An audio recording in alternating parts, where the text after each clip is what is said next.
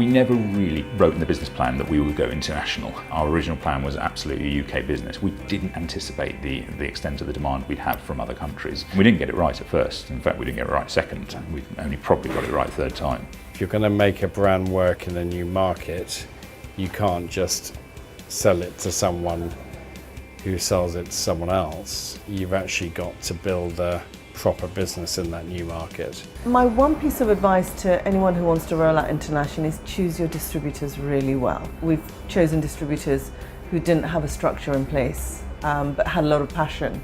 And sadly, passion isn't enough. Finding good people is the most important thing in any business.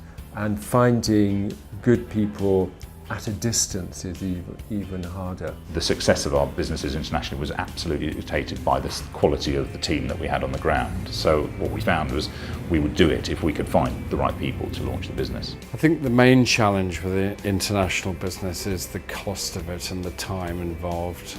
It's much easier to scale a business in the UK than it is internationally. We've worked incredibly hard in America at getting all of the distribution in place. Retail chains will only take your brand if you are available in every state in which they operate, or else they simply, of course, they don't want to know. That has been a labour of love getting all of this in place, but because we have got it in place, we're now really reaping the benefits with these products. We've just opened a showroom in America.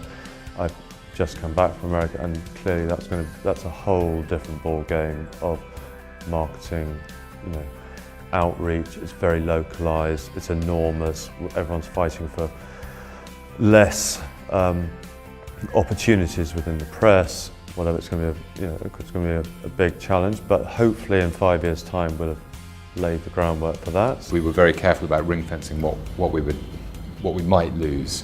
So make sure that we don't jeopardize the whole business by trying to go into America.